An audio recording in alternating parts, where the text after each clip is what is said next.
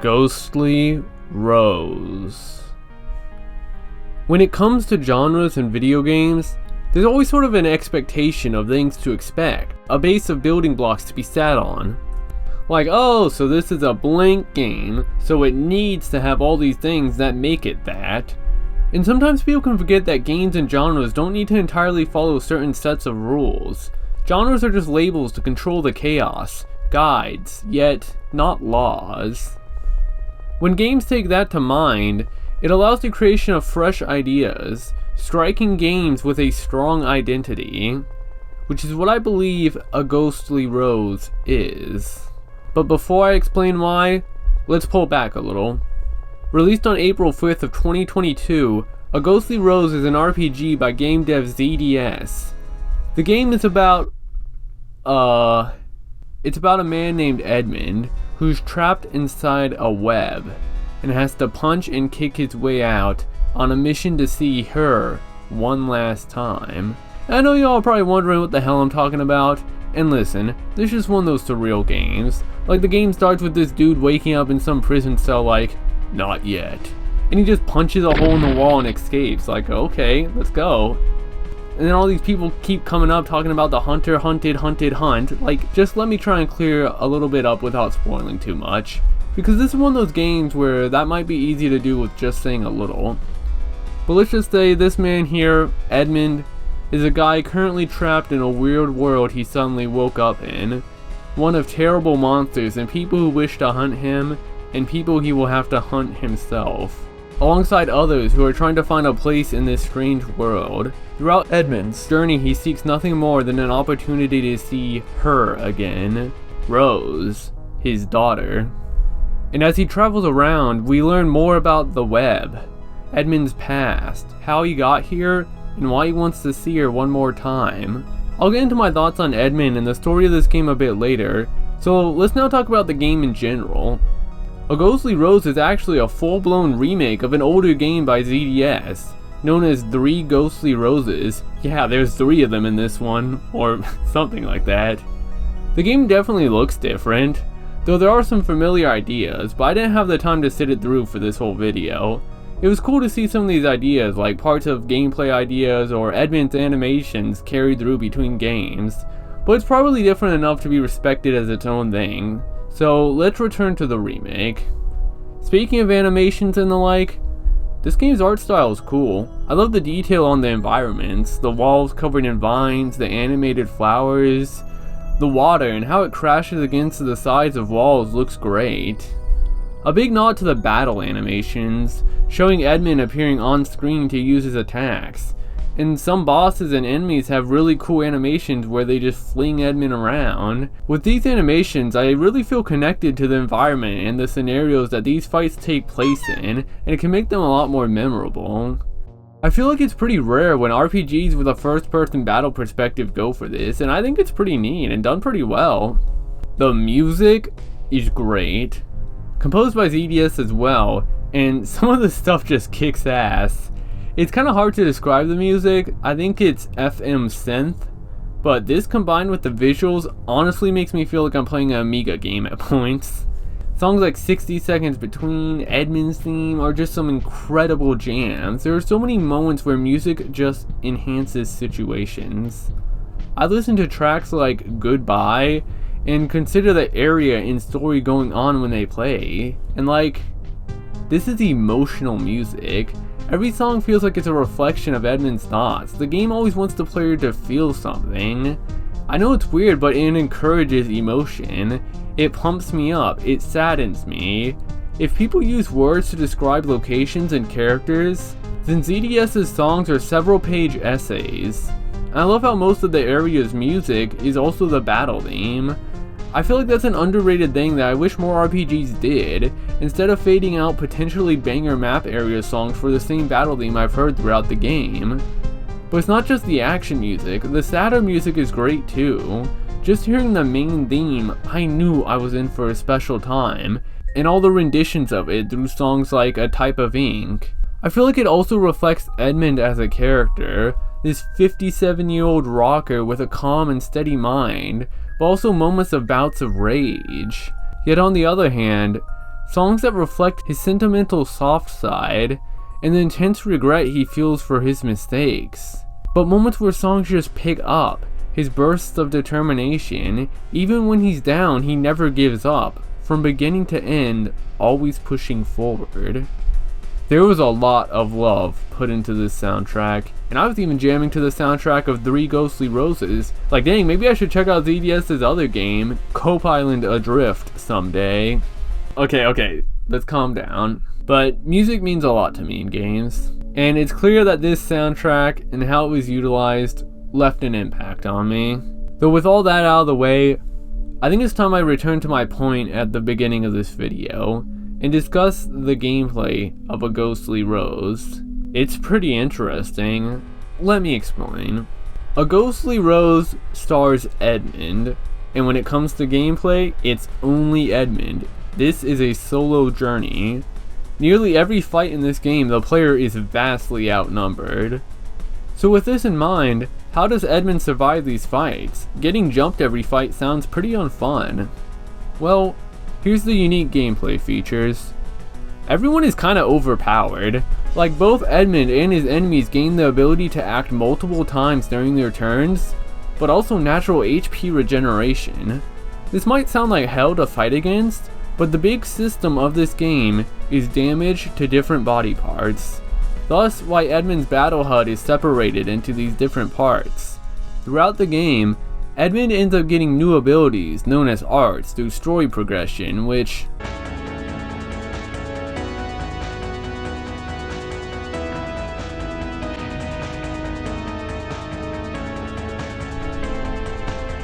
yeah, this game kicks ass. Every one of these arts specifically target between the head, the body, and the legs. Damage to each of these parts can result in debuffs. Head damage takes away HP regeneration and can stop enemies from casting blast spells. I'll get to that in a bit.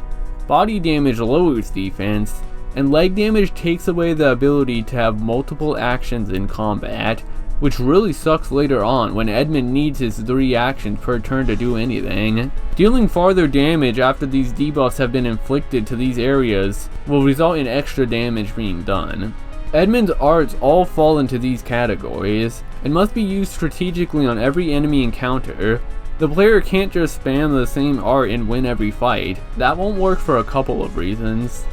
Firstly, Edmund has to do normal attacks just to build up his AP meter to spend on arts, causing the player to consider if they should save up meter for bigger skills, conserve them for an all-out attack to deal the most damage in one turn, not allowing the enemy to regen anything back, or maybe quickly spend it to take out an enemy. Another reason why using the same skill won't work is because every enemy has their own personality per se, their own weaknesses to certain parts, and conditions to become a state known as broken. When an enemy is broken, they become susceptible to powerful abilities known as blast skills, and are generally much weaker. Enemies all have different scenarios the player needs to learn and solve to be able to break their enemies. The states command during battles helps by giving hints towards this. Some enemies become broken at lower HP, some become broken when other enemies by them die, some when certain parts are targeted, others are more obscure, like one that becomes broken if they actually kill Edmund and he revives. It makes every enemy important, their own little puzzle that the player needs to keep track of. They aren't just some fodder that will all fall to my Firaga spell I spam every fight. It's a utilization of skills, a priority of knowing who to target and when to spend skills. Sometimes it's worth it to use blast skills, which non-broken enemies naturally resist. But blast skills are free, even if they have a cooldown after being used, they still do good damage. And if I don't have AP to finish the job, using a blast skill here with the potential of taking out an enemy could be big. But it does have risk, as blast skills don't give Edmund AP, and they have the aforementioned cooldowns, so they might not be there for me when an enemy is broken. The player has to be engaged and paying attention in every fight, because there's a lot to think about. I've heard the battle system of this game to be called puzzle combat, and I agree. This is a puzzle game. There's no random encounters. Instead, players fight through these sets of forced enemy encounters. Once the set is complete, the screen will flash blue and flowers will bloom. Yeah, Edmund's walking through, punching and kicking all these people, and leaving blossoming flowers in his path. God, he's cool. But when this happens, all of Edmund's stats, his health, his thermos containers, and his glass hearts will refill, resetting him for the next set of puzzle encounters. Speaking of which, these glass hearts can be seen as lives. Edmund has multiple of these and they increase as the story goes on, allowing Edmund to be defeated and revive in combat with half his max HP. In later fights, it becomes smart to take strategic deaths, whether it be to tank multi-hit attacks and make them be wasted as Edmund already has 0 HP, or just so I don't need to focus on healing and can keep attacking. Considering that there's no guarding skills in this game, sometimes the best defense will be offense, because my enemies can't attack me if I kill them. Edmund's thermos follows a lot of the same rules, and they are the only combat item in the entire game, refilling Edmund's health by 50%, with more being obtained through exploration. Finding time to use thermoses during both encounters and during the overworld before the next encounter in the sequence is important. Encounter sets are basically puzzles to solve. If the player leaves before the section ends and the flowers bloom, you'll have to fight all the encounters again. What this looks like on harder fights is that it all becomes about managing the resources of AP, glass hearts, thermos, buffs, and using the right strategies against certain enemies. This may all sound kinda complicated, but this game is very proper in introducing all of these, slowly giving Edmund new skills and options in combat. And it does follow that kind of puzzle game idea of giving the same type of puzzle but adding new variables to make it more complex as the game goes on, like the introduction of thermos containers, glass hearts, the blast skills that make Edmund resist damage to certain areas. They are all spaced out throughout the game. Players get gold from completing battles, and if y'all think this is for buying items, well, then y'all should pack those bags up and get out of here, because I already said thermos containers were the only battle items in the game. Please pay attention, come on! While skills are earned through exploration and story, they can be upgraded from a skill tree menu found at the Save Warp Checkpoint All-in-One Slammos. I don't think that's the official name. These upgrades require gold to do, but makes these attacks stronger. Upgrading has an interesting rule where prices seem to cost the same for all skills, and just scales with every upgrade bought. I'd say the player has to think about upgrading, as the final level of a lot of these skills causes the skill to cost 1 extra AP, which can be huge in changing the options the player currently has in battle. Because Edmund has multiple skills that target the same spots, I found it handy to level up some to be expensive and others to be cheap. These cheap skills don't have to do a lot of damage, just apply the locational debuff, because that can be all the difference in a battle. The only problem with this strategy of mine, however, is that Edmund doesn't gain XP to level up in this game. Instead, purchasing upgrades on the tree levels him up, increasing his maximum HP, so I did end up just upgrading as much as I could. I think the idea of these set encounters are pretty interesting. It may seem like a waste of time to fight an enemy I've already fought and understand how to beat, but it's when they are mixed with other enemies that things become interesting. This is why encounters are set, because the game knows not to throw us the exact same enemies. We understand how to solve that puzzle already. It's another following of the evolution in puzzles, being introduced to these new enemies, and then having them be mixed together. Enemies are complex enough that when they suddenly get mixed together like this, the player needs to question which enemy they should target, what actions they should perform, already knowing what these enemies can do from finding out in previous encounters with them. It creates moments where players have to rank their enemy priorities and judge how to get out of an encounter with the most health left, because arguably all the encounters in the set are part of a puzzle, not just a singular encounter in it. Do bad in one fight and the other ones become tougher. This rarely but does lead towards situations where I walk in on encounters knowing I already lost, but running always works, so there's no fear in walking back to a save and getting a full heal from there. Even dying is pretty generous, resetting the player back at a recent checkpoint fully restored, though the player actually has to activate the checkpoint save again to get their heart glasses refilled. It's definitely a very unique combat system. There's a reason I've been talking about it for so long. It's a fun and unique take on turn-based battles. It takes its own spin on it in ways that I find intriguing. Glowing proof that genres don't need to be strict and have to play in certain ways. I know a lot of devs love more traditionally turn-based RPGs and make games in that style to pay respect for it, but there's also a side in showing love where people can take these ideas and make something fresh from it. Sure, to most it may look like standard turn-based battles, but the visuals never mattered. The way it plays, set up from the mechanics, progression, layout of enemies, is why a Ghostly Rose stands out. And I can say that all under the more personal opinion that I don't entirely jive with this idea of gameplay. Don't get me wrong, I really like this game and the gameplay in it. I mean, if y'all can't parse that by now, then I don't know what to say. Rewatch the video. But when it comes to me in games, I'm always a fan of freedom and creativity. But as a Ghostly Rose gets harder, the game becomes a lot stricter, such as flower stance having to always be on, preventing Edmund's legs from being debuffed. Just the possibility that Edmund gets his legs destroyed will lose the player any fight later on. Going from 3 turns to 1 just isn't possible to survive. Like at that point, I already failed the puzzle.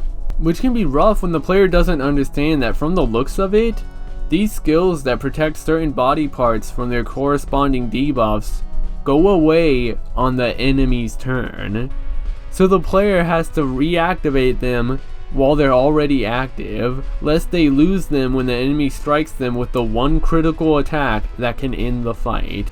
Compared to that, the defense loss of a body injury and the regen loss of a head injury is nothing, and the player can only have one of these debuff resistors on at a time, so it always needs to be legs. This is just one of those RPGs where enemy encounters are made in a specific way that the player has to play in order to beat a lot of them. I mean, it's kind of the entire point. There's still some freedom for the player with what they upgrade, and my strategy later on just kind of ended up being building up a lot of meter and spamming a strong skill to the right body part, which I guess was kind of creative. I found out about it on my own and it didn't seem like the most optimal thing. But at points for me, it all just feels a little draining. Fights are high in number, and due to the strategic nature of them, can be pretty long. It also just kind of lacks the excitement I personally seek from RPGs, if that makes sense. Like, I'm not really popping off when I get the money to upgrade a skill, like, oh, okay, neat.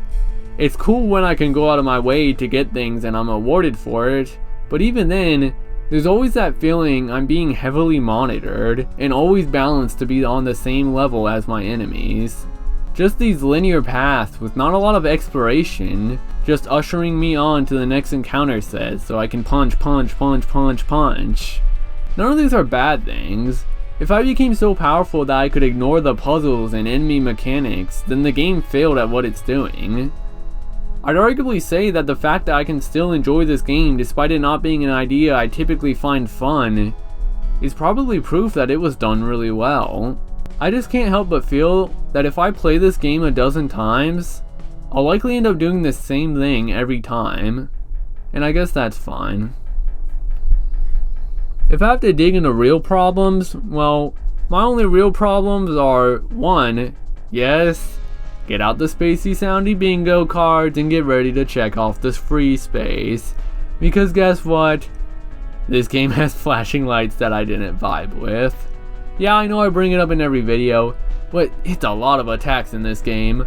I feel like if I have to instinctually look away on an attack due to the full screen white flash, then it's probably not that healthy of a visual, but I don't know. I guess this doesn't bother most people because it's in goddamn everything I play.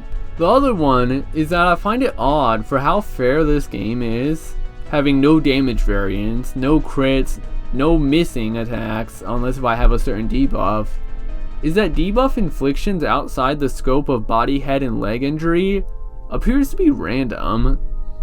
Take these light sun enemy things. In order to break them, I have to inflict the blind debuff. So I use the skill that inflicts it, but it just doesn't happen. So now the enemy is inflicting me with the blind debuff, which makes hitting this aforementioned skill even harder. Isn't this how I'm supposed to defeat these enemies? I'm doing what the game wants me to, and I'm getting punished because it seems like there's some luck behind whether or not the skill procs the debuffs. And I find that odd. If this is how it is, then it's the only luck-based thing in this game. And I'm not sure if it has much of a purpose here. There's also that time when the game just randomly destroyed my computer and I had to restart it, which means a lot of my footage that I wanted to use has been corrupted. It's not the game's fault. I swear RPG Maker VX Ace games are just cursed as hell to me. Maybe I should have ran in some sort of compatibility mode, but I swear, every time I play these games, something weird happens. And at this point, I may never understand why. Is this my punishment for using MV? I guess so. And I guess my final problem, and this is a big one, is that I've been talking about this goddamn combat system of this game for too long. Golly gee, I gotta move on. Even though the meat of this gameplay is in the combat, there's still some neat things about the overall gameplay. Most notably is Edmund just going around and punching and kicking everything. There's something admittedly fun about this, and from a gameplay perspective, breaking things such as boxes and pots can give gold. It's like a more interesting, fun twist on traditionally checking objects for items in these games.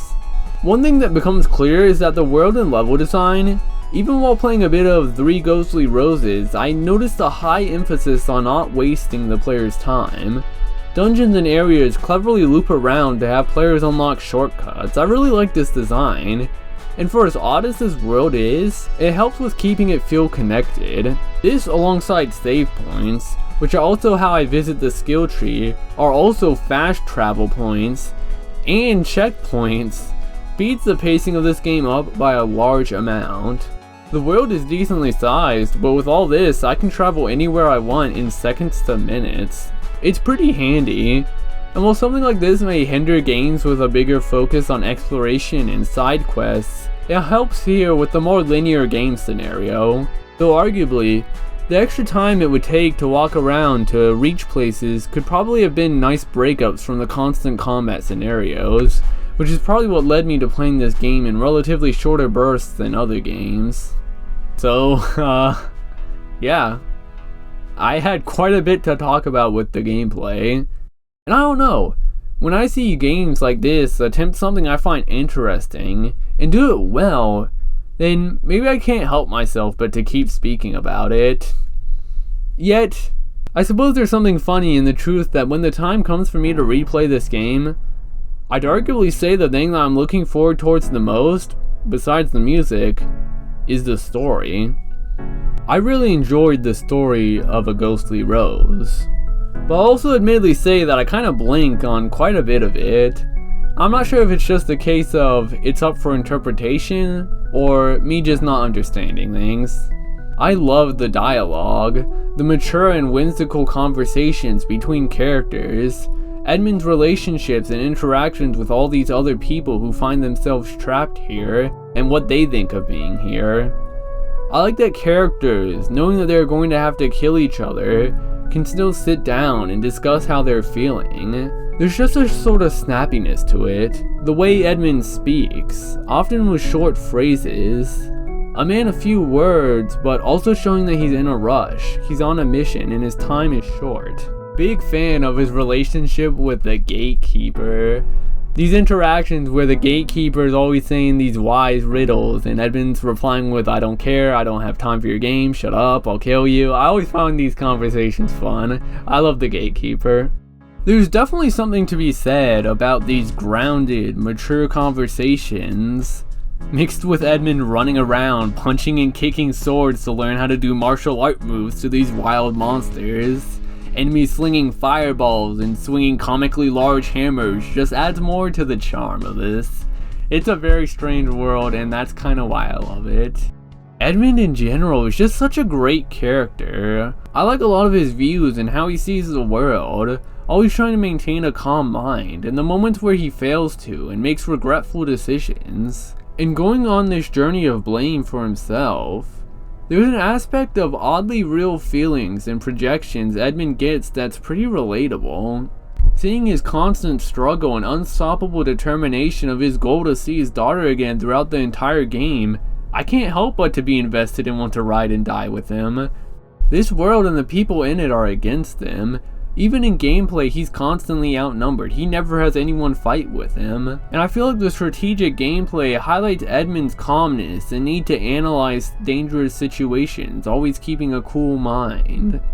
He's also just cool as hell, growing flowers on his journey through beating people up, seeing traditional weapons like, I know what to do, and just breaking them to learn new skills. This man only needs his hands and feet to beat up anyone. Amazing character, and the game illustrates his constant struggle so well that it's understandable that he's shutting other people down. His life only has one meaning left, and that's to see his daughter Rose. And the highlight of this game and story for me are the flashback scenes between Rose and Edmund. There's something real about the way people interact in this game that I appreciate. Every cutscene felt like such a reward with how well written it is. And golly gee, the ending is amazing! So emotionally impactful too. The final fights with the music leading to the final moments of the game hit so hard. It was all executed beautifully. What I'm trying to say is that Edmund truly is the best dad. Even if the gameplay may not make for the most replayable game, I think A Ghostly Rose is one of those games I can revisit just to experience the plot again. And as much as I want to talk about the story of this game, I think in respect to the plot, I don't want to say anymore, because it would be a crime to spoil the experience for anyone. A Ghostly Rose is such a beautifully, carefully crafted game. I feel like it sets out and accomplishes everything it wants to do. It's a good reminder that we don't need to follow conventions or ideas of other games. That games are blank creations we can mold to create anything. There's a real love and respect for a genre that can be shown by taking ideas of it and creating something new in it. And I value that. From the unique combat, amazing music, touching story, intriguing world, fantastic writing, I'm really glad I played this game. So check out the links in the description for it if y'all are interested, because honestly, I think it's a must play. It's special, it's one of a kind. A Ghostly Rose is refreshing. Hey everyone, hope y'all are doing well. What a striking game with a strong identity, and I hope this video didn't turn out to be a total mess. Even during reading I could tell I was going through mania and I had to keep trying to calm myself down, but it just wasn't working. I felt like I was talking too fast and I wasn't stopping and pausing it as much as I should. This is something I always try and keep in mind, but I just couldn't stop myself. Well, I hope it didn't entirely ruin the video. I try to slow myself down, but I know some people start getting mad when I start talking slow. Some people like it when I talk fast, but still, really cool game. And as always, if y'all want to support me and get my videos a week earlier than everyone else, then feel free to support me on Ko-Fi. Legit, at the minimum, it's just $2 a month. The one-off donations work too, so y'all can just give me $2 and see my videos earlier for like a whole month. But yeah, hope y'all enjoyed the video despite everything, and I still have a lot of things coming, so yeah. Until then, I'll catch y'all later. Love ya.